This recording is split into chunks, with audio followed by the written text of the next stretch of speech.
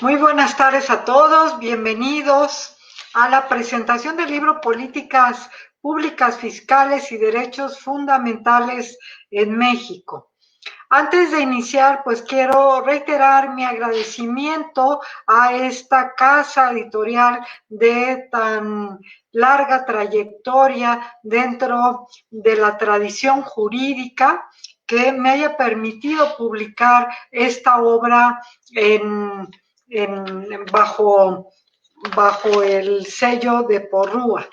Es una obra muy importante. En esta época se preguntarán por qué decidí escribir una obra sobre políticas públicas y derechos fundamentales en este tiempo. Pues bien, hay que recordar que tuvimos una reforma constitucional en 2011 justamente para enfatizar, subrayar y darle un lugar predominante a los derechos humanos convertidos en derechos fundamentales en nuestra Carta Magna. Y justo va a cumplir 10 años el próximo año. Esto fue en 2011, pues bueno, para el próximo año 2021 estaremos cumpliendo 10 años de esta importante reforma constitucional.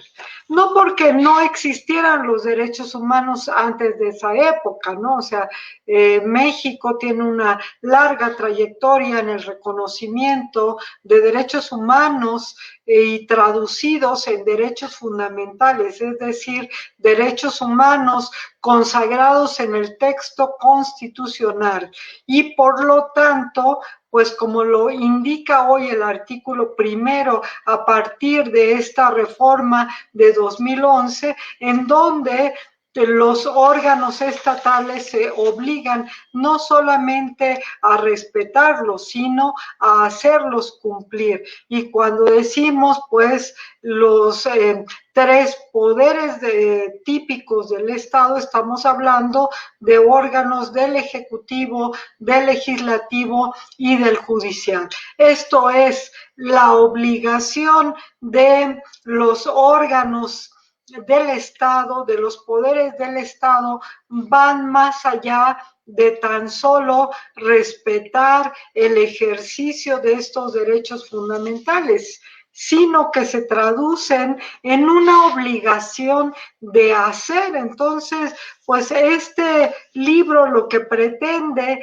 es dar una mirada, dar una revisada a qué está sucediendo, sobre todo en el ámbito del poder ejecutivo, cómo a través de la herramienta de lo fiscal se puede coadyuvar a que los derechos humanos y hoy en día pues traducidos o transformados en derechos fundamentales porque están reconocidos en el texto constitucional o bien en tratados internacionales que México ha asignado o de los cuales es parte, pues se traducen también en obligaciones de hacer para estos estados.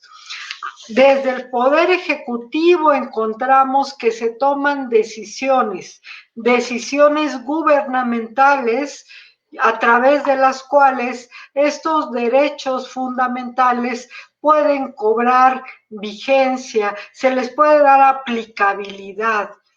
¿Por qué es importante que eh, los poderes estatales y más aún el poder ejecutivo a través de estas políticas públicas puedan llevar a cabo o puedan implementar decisiones que ayuden a que los derechos humanos se vuelvan una realidad? ¿Por qué? Porque si tenemos los derechos humanos consagrados en una serie de instrumentos internacionales o en el mismo texto constitucional, pues bueno, resulta muy atractivo y qué bueno, nuestra Constitución, nuestra Carta Magna ha sido aplaudida una y mil veces en el entorno global.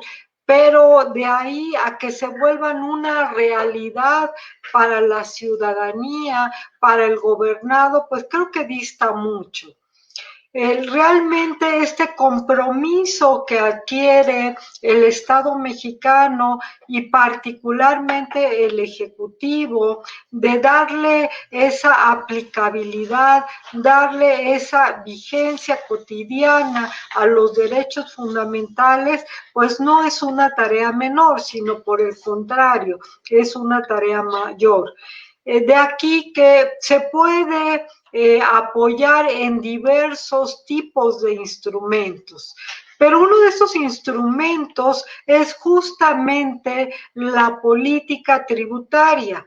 Queremos ver a la política tributaria o a la política fiscal más allá de lo que normalmente la vemos. Para nosotros la política fiscal son las decisiones que toma el Estado para allegarse de recursos y una vez que tenga esos recursos, aplicarlos al gasto público. Pero recordemos también que una de las funciones que debe de tener la contribución en sí es la redistribución del ingreso.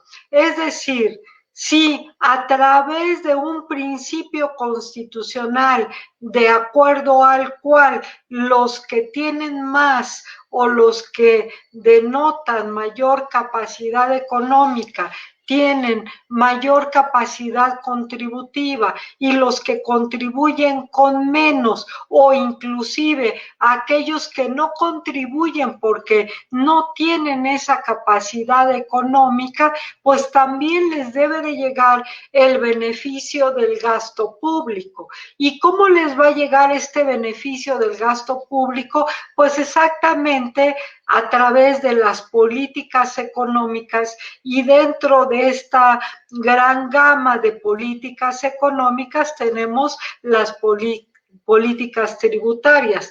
Luego, entonces, la herramienta de lo fiscal, la herramienta tributaria, le debe servir y en gran medida al Ejecutivo para llevar a cabo este fin redistributivo que debe tener la recaudación, que conlleva o que tiene de manera inherente la institución jurídica de las contribuciones.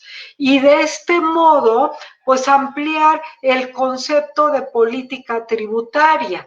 Y ya no solamente vamos a decir que la política tributaria van a ser aquellas decisiones del Estado que nos llevan a percibir una cantidad de ingresos para aplicar al gasto público, sino que también conlleve esta finalidad de redistribuir el ingreso a través del gasto público y de este modo pues coadyuvar a que los derechos fundamentales se conviertan en una realidad, que pasen de ser un conjunto de ideas o de un ideario para México, sino que se conviertan en una realidad. Derechos humanos que todos los derechos humanos conllevan o tienen en el centro el concepto de la dignidad humana. La dignidad humana, como todos sabemos, pues es esta connotación que nos hace distintos a otros seres vivientes o más aún del reino animal. Entonces, esta dignidad humana, pues, ¿cómo va a tener una plena vigencia? Va a tener una plena vigencia si precisamente esos derechos humanos traducidos en derechos fundamentales a través de la Constitución, pues llegan a tener una realidad. Entonces, por eso fue que esta obra pues por eso fue que me inspiré en escribir esta obra, Políticas Públicas, Fiscales y Derechos Fundamentales. Creo que son dos temas que deben ir de la mano y los dos temas igual de importantes. Los derechos fundamentales inherentes a la dignidad del ser humano y los cuales pueden cobrar una realidad o pueden cobrar vigencia a través de utilizar herramientas como lo tributario.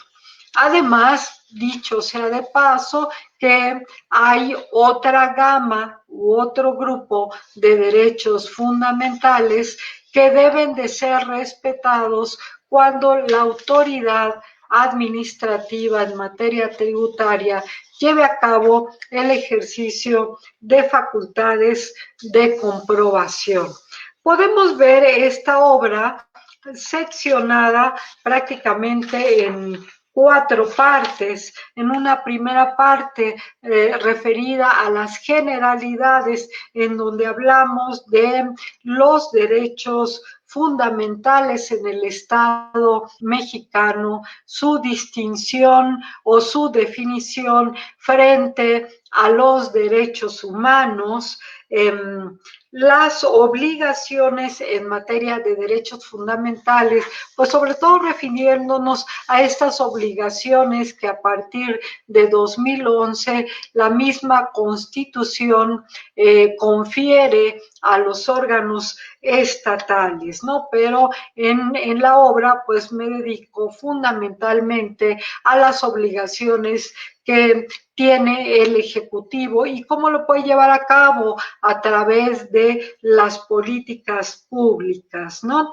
Y desde luego, pues hablar de lo que son las políticas públicas, estas decisiones a nivel gubernamental que pues realmente atienden o tratan de resolver las necesidades que tiene la sociedad. Recordando aquí que las necesidades públicas pues no son más que la suma de las necesidades individuales, es decir, necesidades individuales presentadas de manera colectiva.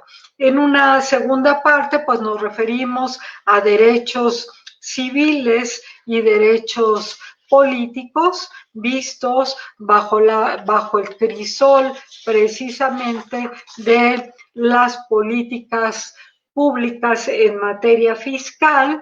Una tercera parte referida a derechos relacionados con la administración de justicia, y aquí pues me regreso en unos minutos a explicar el contenido de cada una de estas partes. Solamente les estoy comentando cuál es la estructura del libro, y en una cuarta parte pues una inquietud o inquietudes que me parece pues se convierte como en una voz generalizada, son los derechos económicos, sociales y culturales, estos tan apremiantes y que pues vivimos en el día a día, ¿no? Y y con esta última parte pues se cierra la obra prácticamente, ¿no? Me voy a referir a cada una de estas partes para poder entender la diferenciación. Después de ubicar y de determinar qué son los derechos fundamentales, qué son los derechos humanos, qué son las políticas públicas, cómo se establecen dentro de la normatividad nacional. Recordemos que hablando de políticas públicas, pues tenemos los planes y programas en donde pues el ordenamiento en el sentido de planes y programas, no en el sentido de ordenamiento jurídico como tal, pero lo es el Plan Nacional de Gobierno, que es de carácter sexenal, y de ahí dimanan todos los demás planes y programas sectoriales, regionales, etcétera, y se van desdoblando las distintas políticas públicas que están dadas como políticas generales o políticas transversales en el Plan Nacional de Gobierno, ¿no? Desde luego, el Plan Nacional de Gobierno obedece a toda una normatividad, la ley de planeación, la misma Constitución, los artículos 25 y 26 constitucionales. Bien, refiriéndonos a la segunda parte, estos derechos civiles y políticos, pues bueno, se inaugura esta parte exactamente con el tema de igualdad de género, este tema que pudiéramos decirlo, si lo dijéramos muy a la ligera, es un tema que está en la mesa de las discusiones hoy en día. Sin embargo, haciendo un estudio un poquito más reflexionado, podemos decir que es un tema que se había venido desarrollando y que a falta de políticas públicas, pues hoy en día inclusive se ha llegado a desbordar. Tenemos políticas públicas en materia fiscal destinadas a la igualdad de género. Esa sería la gran pregunta. O realmente el tratamiento tributario es equitativo por género, para hombres y para mujeres. Sabemos que en la actualidad pues está desarrollando por ahí todo un análisis de lo que son los impuestos rosas, ¿no? Y detrás de ello hay un análisis también económico, un estudio económico en donde podemos ver que las mujeres pues tenemos menos ingresos y que normalmente trabajamos más. Tenemos menos ingresos desde dos puntos de vista. Primero, desempeñando el mismo trabajo de los hombres, generalmente a las mujeres se les paga menos. Segundo, además del trabajo que se pueda desempeñar fuera de casa, hablando del trabajo doméstico, pues normalmente las mujeres por una cuestión de carácter cultural o tradicional, lo toman como su propia carga y terminan haciendo dentro de labores domésticas más trabajo que el que puedan aportar cuando aportan los hombres. Los hombres tradicionalmente decimos ayudan en casa, ¿no? Y no debiera de ser ese el enfoque. Y lo mismo, ¿no? En impuestos al consumo, las mujeres terminamos pagando más impuestos al consumo por una doble razón. Primero, hay estudios que nos señalan que las mujeres somos más dedicadas a consumir en cuestiones de salud y de educación, sobre todo respecto de la crianza de los hijos, que los hombres. Y segundo, en términos generales, un mismo producto con un mismo satisfactor, con la misma calidad presentado para el consumo de mujeres cuesta más que lo que cuesta para hombres. Entonces, esto se traduce en una repercusión de impuestos al consumo más alta para las mujeres que para los hombres, ¿no?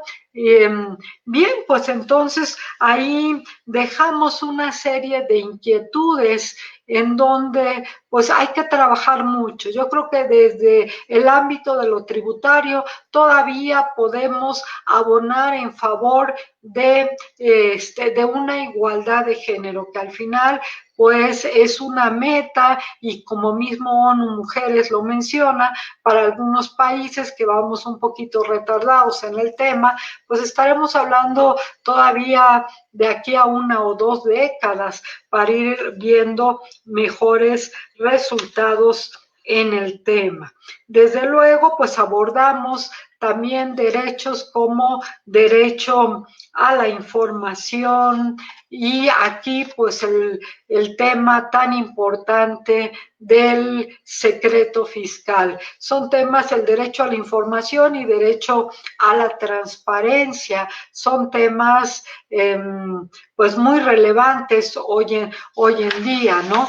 Las autoridades fiscales pues no pueden revelar información, las autoridades administrativas, información que tengan por el ejercicio de sus facultades de comprobación, pero en el libro ponemos también, ponemos ahí un poco a la luz el tema de operaciones inexistentes, si vulnera o no vulnera estos principios del derecho el quebrantamiento del secreto fiscal, ¿no? En la publicación de los listados de estas empresas que aparentemente, al menos en la primera publicación, sí han realizado o no han realizado operaciones de las llamadas inexistentes, ¿no? Esto es muy importante, ¿por qué? Porque repercute en el honor de aquellos sujetos, sean personas físicas o morales,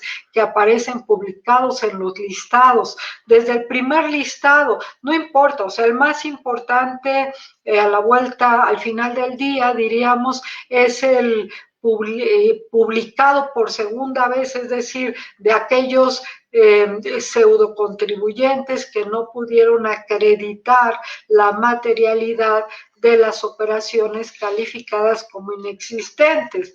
Pero hay una primera publicación y esa publicación de algún modo afecta el derecho al honor, al prestigio, tanto de personas morales como de personas físicas, ¿no? Eso tendríamos en este primer tema. Lo mismo, un tema bastante novedoso y poco explorado, al menos en nuestra doctrina nacional, es el tema de la objeción de conciencia en materia fiscal. El saber si estamos de acuerdo con todos los con todo el destino que se le da a las contribuciones o si estamos en desacuerdo y si tenemos las vías jurídicas adecuadas para manifestar ese desacuerdo. Supongamos que yo soy una persona que milito inclusive en un grupo pacifista y veo que hay cierta cantidad de presupuesto público destinado a las Fuerzas Armadas o a la guerra, inclusive, que no es el caso de México, pero bueno, es aplicable en otros contextos. Tengo yo la vía adecuada, idónea para decir, yo no estoy de acuerdo en que lo que aporto por concepto de contribuciones se destine al armamentismo. O bueno, no es mi caso, pero habrá quien estuviera en desacuerdo con políticas públicas como la liberación y la libre decisión del aborto y que en las instituciones de salud pública se puedan realizar. Si yo no estoy de acuerdo, si no estuviera de acuerdo, que vuelvo a repetir, no es mi caso, tengo las vías para manifestarlo. Entonces, pues podemos ver cómo en el contexto global, pues esto a veces se lleva hasta los extremos, este ejercicio de objeción de conciencia, pero ello exige que tengamos el conocimiento de exactamente a qué se destinan nuestras contribuciones. A lo mejor en un caso un tanto chusco diríamos, bueno, pues para gastos protocolarios yo no estoy de acuerdo en que se destine para fiestas de este tipo o para tal tipo de indumentaria, ¿no? Pero tener las vías adecuadas, porque al final es también un derecho fundamental, este derecho a la objeción de conciencia y toca temas como la desobediencia civil, la libertad de conciencia, que lo imaginaríamos muy lejos de lo tributario, pero vean que no lo está. En el tema en la tercera parte, derechos en relación con la administración de justicia, pues a mí el tema que me resultó más novedoso fue el análisis del principio non bis in idem, el que no se puede juzgar dos veces por la misma causa. ¿Por qué razón? Porque en materia tributaria hoy en día, y todavía los criterios jurisdiccionales lo apoyan en ese sentido, pues se puede condenar penalmente a un contribuyente por defraudación fiscal, por equiparables a la defraudación fiscal, y tiene además un crédito de naturaleza administrativo-tributaria a su cargo, es decir, se le enjuicia por la vía contenciosa administrativa y también por la vía penal. Por mencionar solamente dos, sino a otro tipo de casos en donde la vía pudiera ser hasta triple o cuádruple.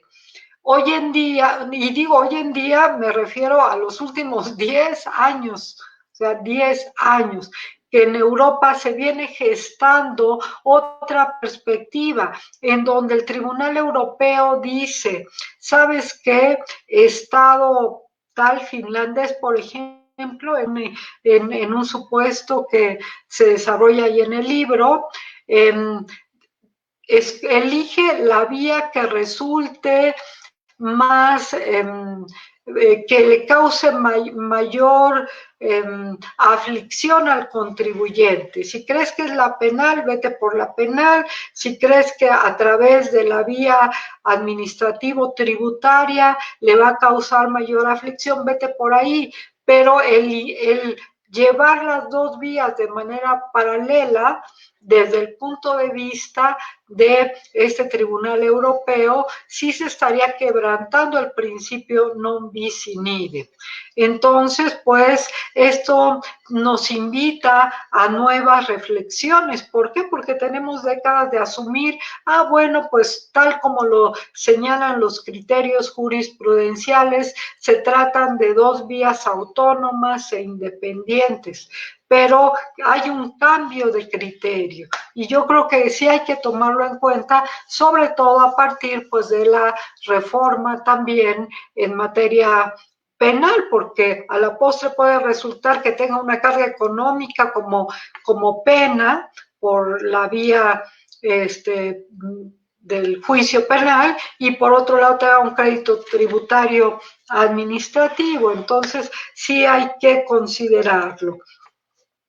Hablando de los derechos económicos, sociales y culturales, pues bueno, aquí tenemos derechos como el derecho a la seguridad social, que se ha hecho con las aportaciones de seguridad social, realmente le brindan al contribuyente una garantía para que el día de mañana que llega a tener un accidente de trabajo, una incapacidad, o digamos que se llega el momento de finiquitar su vida laboral y que esté en posibilidades de jubilarse, estamos hablando de pensiones adecuadas, dignas, a través del sistema tributario que tenemos, o no lo es del todo. El derecho a la vivienda, a través del pago de las aportaciones al Infonavit, los trabajadores en primer lugar tienen acceso realmente, quienes más lo necesiten, a esos créditos, y segundo, les garantizan lo que pudiéramos denominar una vivienda digna. Tenemos un sistema de tutela adecuado a través de esta vía, pues nos los preguntaríamos. Y no se diga aún si hablamos del derecho fundamental a la salud. Yo creo que aquí, y esto daría hasta para una obra en lo particular, la herramienta de lo fiscal ha sido importante, significativa, ha coadyuvado para que los ciudadanos tengan un verdadero acceso a la salud en muchos sentidos, tan solo por mencionar uno o dos, me quiero aquí y en la obra lo refiero. En 2014 se amplían los objetos del impuesto especial sobre producción y servicios para alimentos altamente calóricos, para bebidas endulzadas. ¿Por qué? Porque veníamos de haberse decretado en el diario oficial de la Federación, lo cual también no es cosa menor, como emergencia nacional, la diabetes y la obesidad. Entonces dicen, bueno, pues a través de lo que denominamos la extrafiscalidad, pues le vamos a considerar las bebidas endulzadas, es decir, refrescos y otro tipo de bebidas altamente azucaradas, como objetos del impuesto, los alimentos chatarra que tuvieran arriba de determinado nivel de calorías por cada 100 gramos, pues también un IEPS adicional. ¿Para qué? Teóricamente, para que se reduzca el consumo y con ello, pues que esta situación de obesidad y de diabetes se disminuya. Pero sorpresa, ¿qué fue lo que tuvimos? Para 2015 una alta recaudación de IEPS por este concepto, muchísimo más arriba de lo que fue proyectada en 2014. Entonces, pues bienvenida a recaudación, ¿verdad? Y luego, ¿qué es lo que tenemos tras bambalinas, diríamos? Pues que en las comisiones para hacer este tipo de gravámenes, pues estaban también ahí en el tema de la lobbycracia, las empresas que producen alimentos y bebidas chatarra.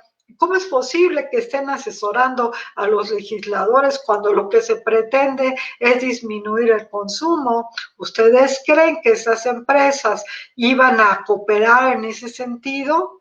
La sola política tributaria, aunque sea relevante, es suficiente como para disminuir el índice de obesidad y de diabetes en el país. No, esto tiene que hacerse de manera armónica, con otras políticas tributarias, con otras políticas en otra materia. Entonces, pues si eso se hubiera atendido con toda la seriedad que implica, hoy que estamos en la pandemia, 5 años después, no tendríamos el nivel de defunciones y de decesos que tenemos, porque la diabetes y la obesidad hubiesen sido controladas de mejor manera. ¿Qué fue lo que importó en ese momento? Hay un boquete de recaudación, qué bueno que lo podemos cubrir a través de un IEPS por alimentos altamente calóricos, por bebidas energetizadas, y se acabó. O sea, son políticas públicas mal diseñadas, mal planteadas y con todo el conocimiento desde su planteamiento, ¿no? Eso yo creo que es un ejemplo importante. Desde luego, pues no se diga que el acceso a la salud pública, a pesar de que tenemos aportaciones de seguridad social para quienes sí las pagan, las enteran a estos organismos fiscales autónomos, como es el caso del IMSS, pues son realmente altas, son cuotas altas. Sin embargo, pues no me parece, y es un punto de vista muy particular que dejo asentado aquí en el libro, que la calidad de los servicios distan mucho de la cantidad que se da.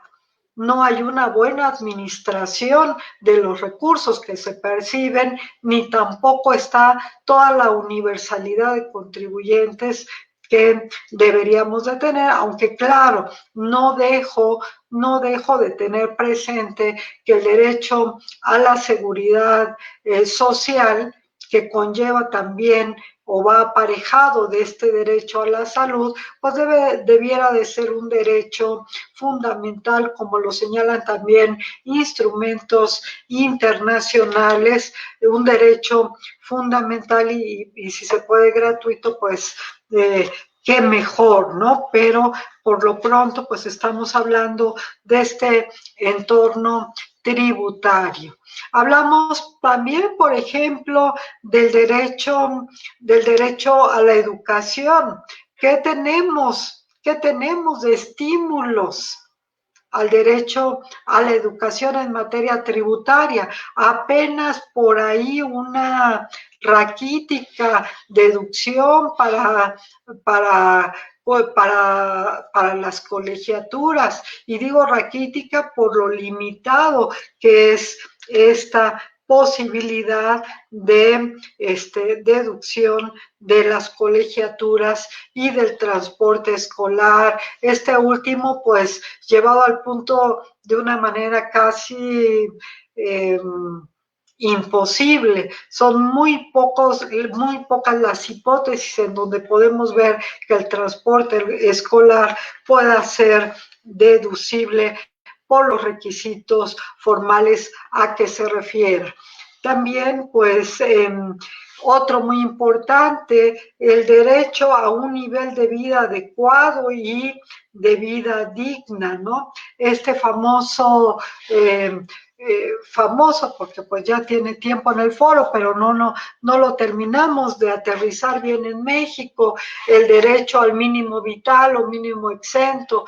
Recordemos que es este derecho a una cantidad libre de impuesto, una cantidad que le alcance al contribuyente y a sus dependientes económicos para satisfacer sus necesidades elementales.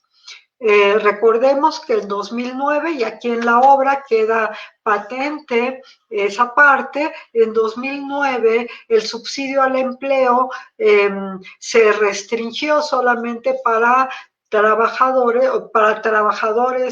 subordinados. Entonces ya para para prestadores de servicios profesionales y para aquellos que se dedican a actividades empresariales, ya no se podía aplicar a partir de 2009, pero con esta derogación para el capítulo 2 del título cuarto, llevó a la promoción de una serie de amparos, en donde en algunos de ellos, pues lo que se argumentaba era precisamente la violación a un mínimo vital, un mínimo exento o un mínimo imponible.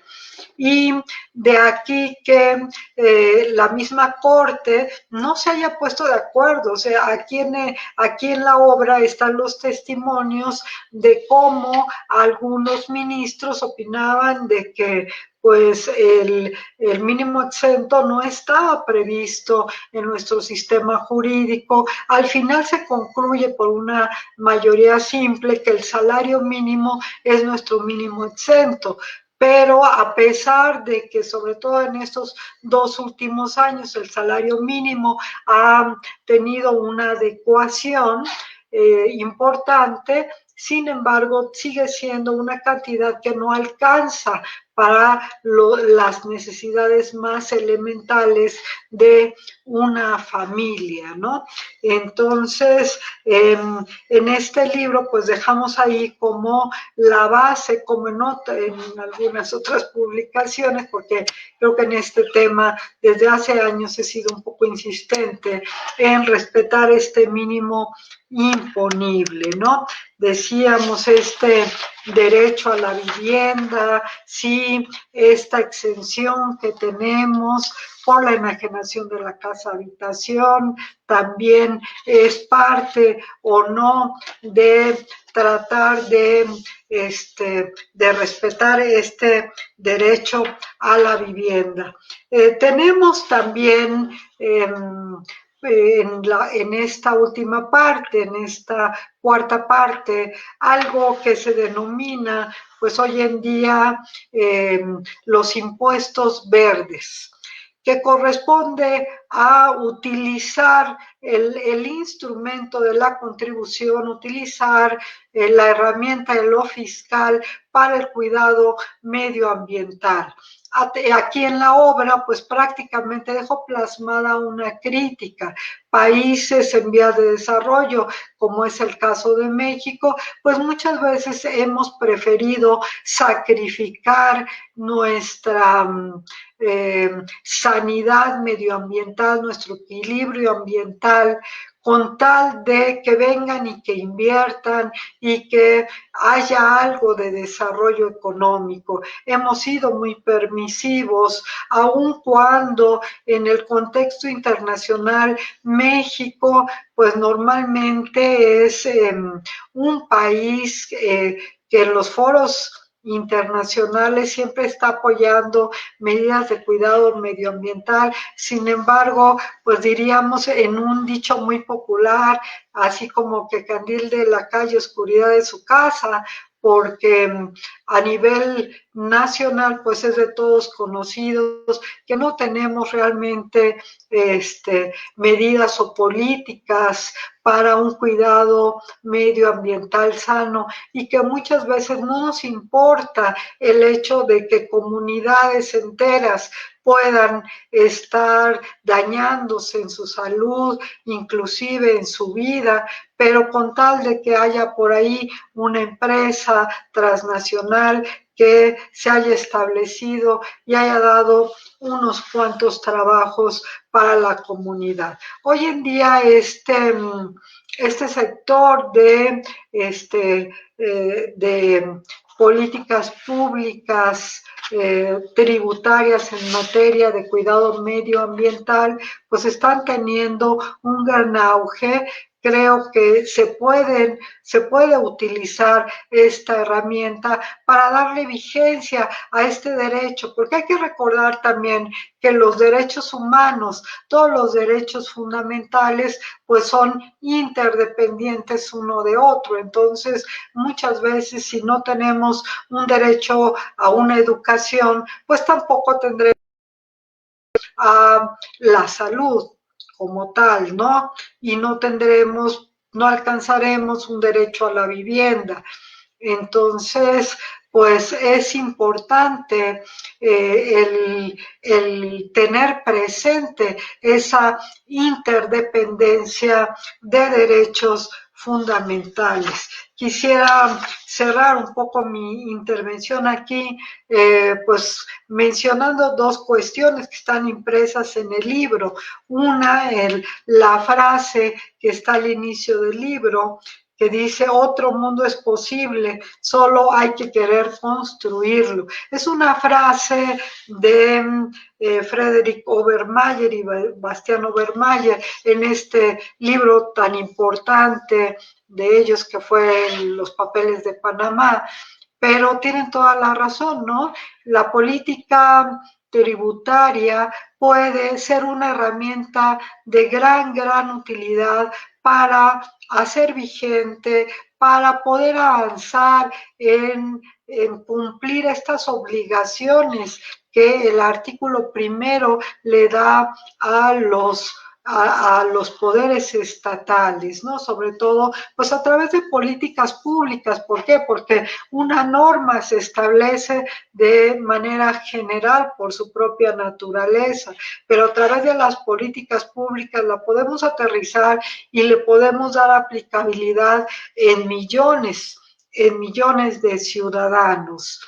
Luego, entonces, pues yo les invito ampliamente a leer esta obra. Seguramente encontrarán temas de actualidad, pero también temas de frontera, ¿no? Que los fiscalistas pues debemos de tener presente. No quisiera cerrar mi intervención sin mi agradecimiento que también está plasmado de manera expresa en el libro al doctor Raúl Contreras Bustamante, quien es nuestro director en la Facultad de Derecho y que me impulsó fuertemente para el desarrollo de esta obra. Agradecer pues a los doctores Víctor Manuel Garay y Jesús de la Fuente Rodríguez, coordinador de publicaciones en la Facultad de Derecho, pero particularmente reiterar a la editorial Porrúa por acogerme bajo su prestigiosa calidad editorial. Quiero en especial manifestar mi agradecimiento al ingeniero Castellanos, que fue incansable para el logro de esta obra, y también a Flor María, que en un principio me invitó a colaborar bajo este sello editorial. Muchísimas gracias a todos los que hacen posible este video, pero sobre todo aquellos que pues están atentos en esta presentación del libro y los invito, me gustaría también conocer su opinión sobre la obra. Pues muchísimas gracias y estoy a sus órdenes para cualquier duda, cualquier pregunta, cualquier inquietud.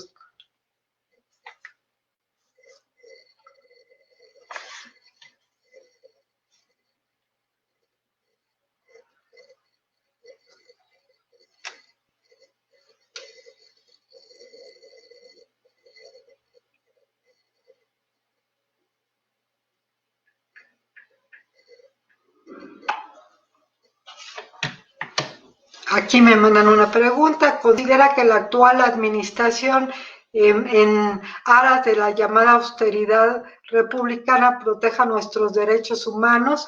Bien, pues bueno, aquí me compromete mi orientación en muchos sentidos, pero con mucho gusto lo contesto.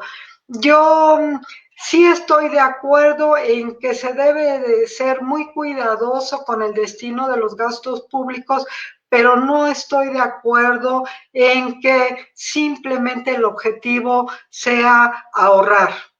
¿Por qué? Porque la tarea de un Estado, como todos sabemos, es alcanzar el bien público. ¿Y qué es el bien público? Un bienestar general distinto al que nos podemos proveer de manera individual. Entonces, un Estado no debe de tener como objetivo ahorrar, sino mejorar el nivel de vida. Que sí es cierto que en el pasado hubo derroches y que hay que rectificar el rumbo o la orientación, el destino del gasto público. Sin embargo, la parte que yo criticaría es que el objetivo no debe de ser simplemente que el Estado ahorre, porque esa no es la función de un Estado. Espero contestarte, Lorena. Muchas gracias por la pregunta. Bueno, aquí muy buena pregunta. Con base en la nueva normalidad, ¿será necesario reescribir la obra? No creo yo, como vuelvo a decir, desde luego, como toda obra, pues irá requiriendo actualizarse en algunos temas, pero como les mencionaba, en el tema de derecho a la salud, si las políticas públicas en materia tributaria hubiesen sido armónicas con otro tipo de políticas, cuando en 2014 se decretó la emergencia, porque fue una emergencia sanitaria por obesidad y por diabetes, si hubiera estado bien manejada, hoy el número de decesos sería diferente. Hoy sería diferente y los derechos fundamentales hoy siguen siendo lo mismo, ¿no? Y seguimos teniendo las mismas exigencias. Probablemente ahí en la obra me dedicaría también a derechos novedosos como el derecho al Internet, si tuviera ahí que ampliarle un poquito, ¿no? Porque pues la nueva normalidad nos lleva a considerar de que este derecho humano a la conectividad en Internet, pues ya nos parecía emergente, pero con esta situación sanitaria se ha, se ha, expon, se ha, se ha, expon, se ha vuelto imprescindible, ¿no? Sería esa mi respuesta, Nelly. Muchísimas gracias, Nelly, por tu pregunta. Muchos saludos al maestro Jesús Román Esquivel, compañero de la facultad. Muchas gracias, maestro, por estar aquí presente. La rendición de cuentas y la transparencia son derechos fundamentales, pues hoy ya yo los vería claro, claro que sí, ¿no? Cuando hablamos es una derivación del derecho a la, al, pues es un derecho a la información, desde luego, totalmente. La rendición de cuentas y la transparencia nos, además de todo, nos lleva a que nos volvamos más críticos, más participativos. Recordemos que, por ejemplo, en el tema del presupuesto público, hoy en día existe una partida que se llama presupuesto participativo, en donde los ciudadanos opinamos y hacemos propuestas de en qué queremos que se gaste, ¿no? Y la transparencia, evidentemente sí, y además yo lo diría, son tan importantes que, como diría mi buen amigo, el consejero presidente del Info Ciudad de México, abonan en gran medida a la consolidación de un sistema democrático también. Muchas gracias, Josué, por tu pregunta.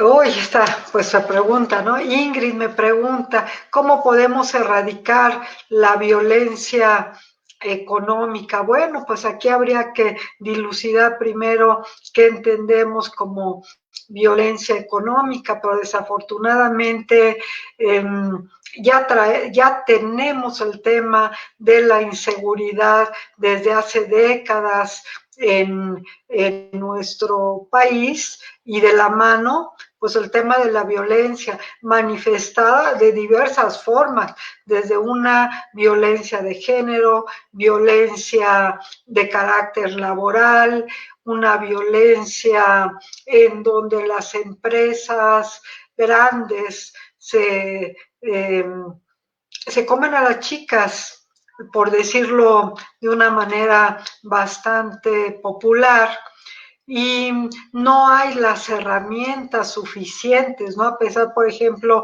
en unas políticas de adquisiciones en donde dice hay que promover la participación de las MIPYMES y de grupos indígenas. Sin embargo, llevado a la práctica, pues ha sido, como también diríamos popularmente, darnos a tole con el dedo, ¿no? Muy poco, hay muy poco de ello. Entonces, pues, ¿cómo lo podemos hacer? Yo creo que lo podemos hacer a partir de una mayor participación social, Ingrid, enterándonos de de nuestro presupuesto público, de nuestros ingresos públicos, exigiéndoles a nuestras autoridades, organizándonos como sociedad, participando ya sea institucionalmente o a través de ONGs o desde la academia, pero participando, opinando,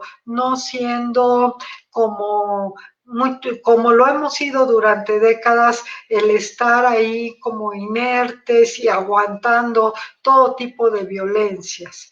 Entonces, yo creo que a través de la participación, pues podemos ir logrando erradicarlas. Gracias, Ingrid, por tu pregunta. desde Guanajuato. Muchas gracias, Soriano.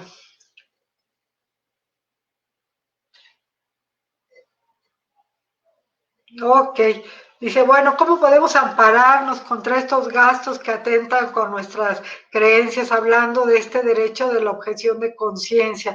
Pues bueno, no tenemos propiamente un instrumento jurídico, y aquí en la obra pues yo te recomendaría que la leyeras para que vieras qué sucede en otros lugares del mundo, pero grosso modo puedo platicarte. Pues hay desde movimientos radicales que dicen, pues no estoy de acuerdo, no pago, sé que va a venir el fisco, que me va a aplicar un procedimiento administrativo de ejecución, pero hay en algunos otros países que de una manera, vamos a llamarlo ético, la declaración del impuesto, en este caso para nosotros sería el equivalente a nuestra declaración anual de impuestos sobre la renta, tiene un apartado de observaciones. Entonces ahí simplemente se anotan con qué no estás de acuerdo. Ok, yo tengo que pagar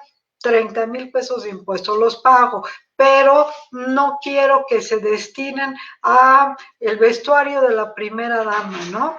O no quiero que se destinen a tal gasto público. Entonces, ¿esto qué significa? Que para que tú puedas opinar que no quieres que una cantidad se destine a cierto rubro del presupuesto del gasto público, pues es que tú sabes qué dice el gasto público. La verdad es que muchas veces para nosotros nos llevamos una sorpresa cuando en 2019, cuando menos todavía hasta 2020, encontramos un rubro que dice pensión para las viudas de la Revolución Mexicana. Uno dice, ah, caray, si tiene más de 100, si tiene ya 100, ciento y tantos años la Revolución, ¿cómo es posible que todavía haya un rubro que se denomine de ese modo, ¿no?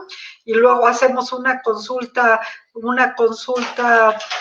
pública y nos dicen, ah, es que es el presupuesto de un museo dedicado a la revolución. Ah, bueno, pues transparentenlo de esa manera, porque si yo lo veo en el presupuesto de ese modo, me estás engañando. Bien, esa sería mi opinión, Nelly. Muchas gracias.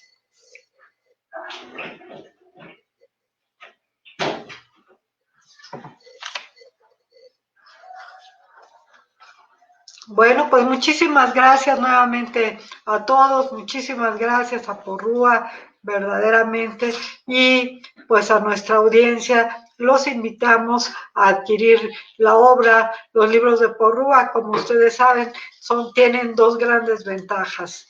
Eh, Son de una gran calidad, la casa editorial cuida mucho sus publicaciones, y la verdad es que en comparación de algunas otras editoriales son bastante accesibles para todos. Buenas tardes y muchas gracias.